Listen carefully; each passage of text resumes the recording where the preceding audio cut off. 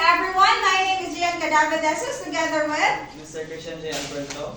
and we are the group 5 and we're going to report about gender fair language.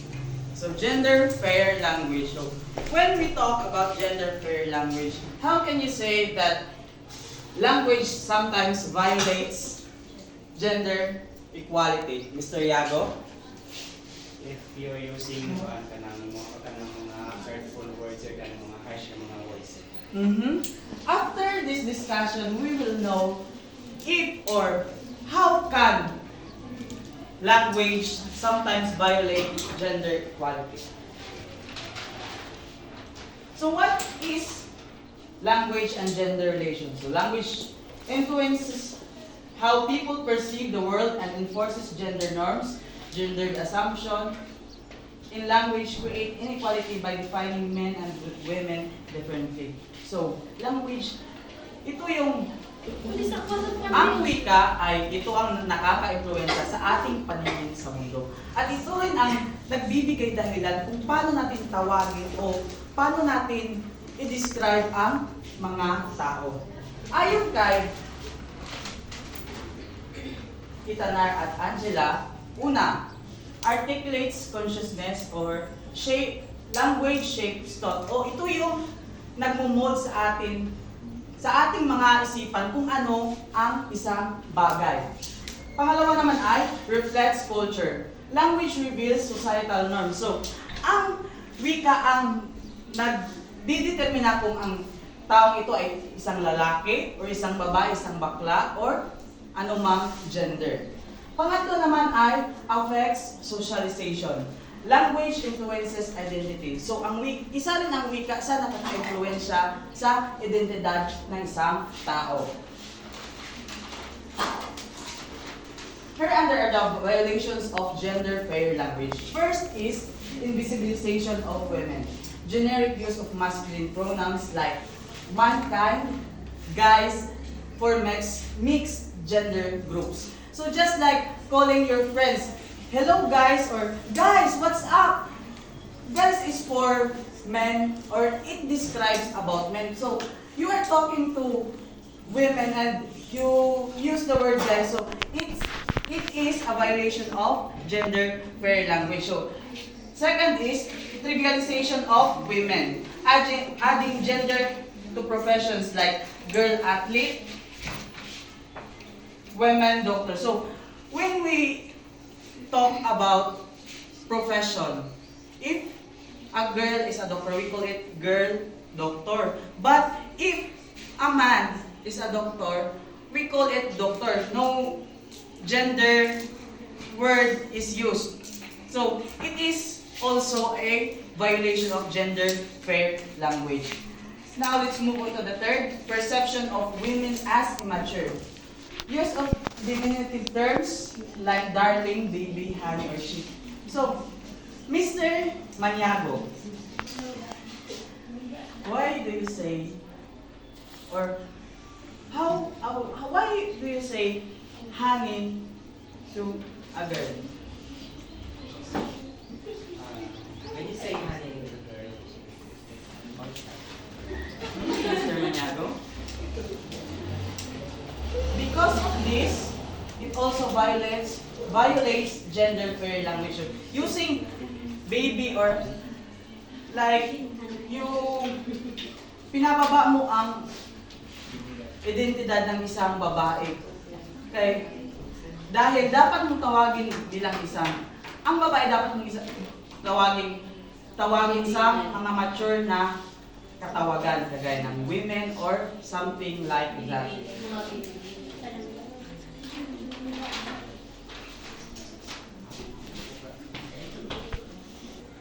Now let's proceed to fostering an equal gender relations. Fostering an equal gender relations refers to the actions, behaviors, or systems that perpetuate an equal power dynamics, opportunities, or treatment between males and females. This can manifest in a various form, such as discriminatory practices, biased attitude, and or unequal access to resources and opportunities. So just like for example here, Lack of parallelism in language. What do you mean by lack of parallelism in language? Yes, Miss Zoilo, you raise your hand. A lack of parallelism in language, or also called faulty parallelism, is when parts of a sentence should have the same grammatical structure, do not match, making the sentences sound awkward or incorrect. Yes, you're right. Just like for example, man and wife instead of husband and wife, di ba? But when our tradition, sa ating tradisyon or nakasanayan noon ay ginagamit nila is husband and wife, di ba? I mean husband and man and wife. Man and wife, which is mali kasi parang in some ways ganing like ang babae para mura lagi siyang pangbalay, pangbahay lang siya or sa gawaing bahay para sa gawaing bahay lang siya. But because we already have this gender fair language, ang ginagamit na ngayon ay itong husband and wife. Did you get it? Yeah. Now let's proceed to the gender polarization and adjectives. Gender polarization and adjective class or guys refers to the use of language that exaggerates the differences between males and females, often perpetuating stereotypes and limiting expectations. Like, for example here, if a man taking charge if a man, ang lalaki, ang nag-take sa charge sa mga trabaho, mga gawain, tinatawag silang boss. Pero, if a woman doing the same, ang tawag sa mga babae ay bossy, which is, like, kanang palautos, yes, this kami, like, palautos ang mga babae, pero kung ang lalaki daw ay sila talaga gumagawa sila sa trabaho.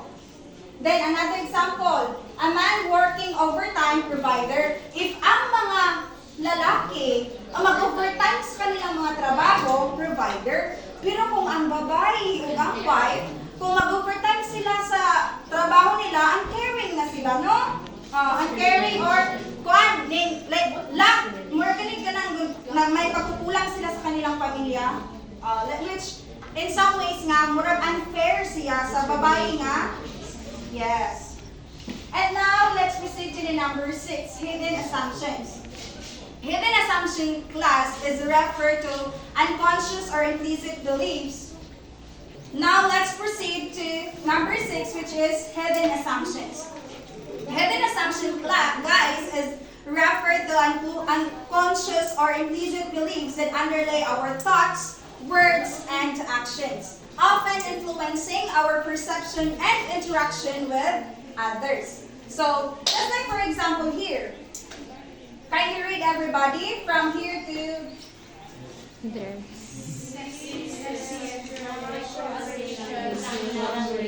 Example, the father is babysitting his children. Assumes caregiving is the mother's role. yes, if kani siya class, in favor na po niya sa mga babae. No? Just like for example, sino ba dito yung mga magulang nila ay, like, ang kanilang mama yung nagtatrabaho para sa pamilya? Yes,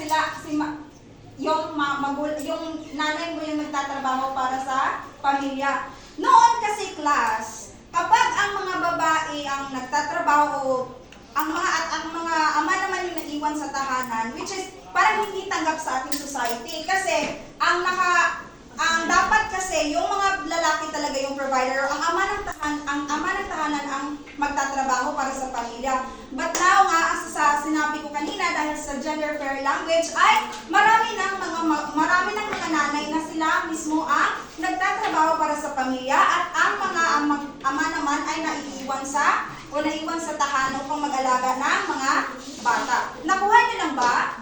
Yes. Sige, I hope so. Now let's proceed today. Identities and naming and language. Can you read Miss China? You raise your hand. Language defines identity and influences how people perceive themselves and others. Naming grants power issues like sexual harassment gained recognition only after being named. Yes. Guys, when you heard about identities and naming in language, what comes in your mind? Yes, Miss. You raise your hand. Ito ay tumutukoy sa kung paano ginagamit ang wika upang ipahayag ang pagkakakilanlan ng isang tao, grupo o bagay. At kung paano pinapangalanan ng mga ito upang ipakita ang kanilang kahulugan, katangian o kaugnayan sa lipunan. Tama. Now let's move on to Philippine culture and language. Filipino is mostly gender neutral.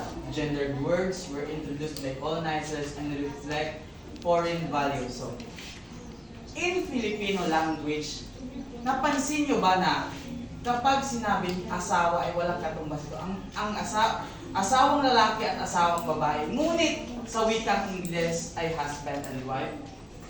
Ito ay nagsasaad na ang wikang Filipino ay gender neutral. Ngunit, ang mga gendered words ay inintroduce sa atin ng mga colonizers kagaya ng mga Kastila, mga mga Amerikano. At dumako naman tayo sa sample case. A student realized that using bakla as an insult reinforces gender stereotypes and can cause harm.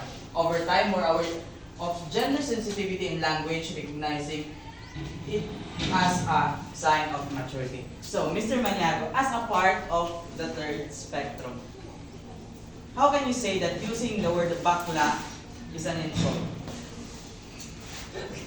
Para sa amin na third class gender, o tinatawag ng bakla, is para sa amin is, sanay na kami sa ganyang katawan, pero naamay mga nasa third class gender na sila ay nasasaktan kung tinatawag silang bakla. Yes, of course, tinatawag silang bakla kasi yun ang nakikita ng mga tao sa lipunan, nakikita nila, pinapakita nila ng mga bakla kung ano ang nakikita ng mga tao. Therefore, Okay lang ba sa'yo? Therefore, for me, okay lang sa akin na tawagan akong bakla is because yun ang nakikita nila sa akin bilang isang tao as an individual in our society. And I thank you. Maraming salamat, Ginoong Maniago. Using the word bakla is not applicable in all cases. Okay? Hindi natin alam kung taong yun ay ina-accept ba niya kung tawagin siya bakla. So, iwas tayo sa pagtawag ng ganong katawagan. Maaari tayong gumamit ng ma'am or sir. Pero depende rin, kagaya na nangyari sa Cebu. Yung isang waiter ay pinatayo ng ilang oras dahil lang sa pagtawag ng sir sa isang bakla. So, yun lamang po. Maraming salamat. Do you have any more clarifications or questions? So, Miss? So, kanang nag-wonder rami nga, kanang ikaw, nakatry ba ka o kanang natawag ba ka o bakla or naalaan ba ka nga bakla sa individual sa society? Let me tell you this story. Fun. Okay, before nag-start ang first semester, karong third year namin, naay isa ka first year BS Ed nga nias na ko. Ya, pwede nias siya na ko. Kasi ako itawagin mo ya or ate. Abi niya og bakla ko. So wala na to nako kay kabalo man ko sa akong kaugalingon nga dili ko part sa third spectrum. Wala ko na ako giisip nga ang pagtawag word nga bakla is an insult. So, is there any more questions or clarifications? None. If none, in conclusion, we must be aware of the words or gender pronouns that we are using because it can cause insult or can sometimes hurt someone's feelings. Thank you. Guys, thank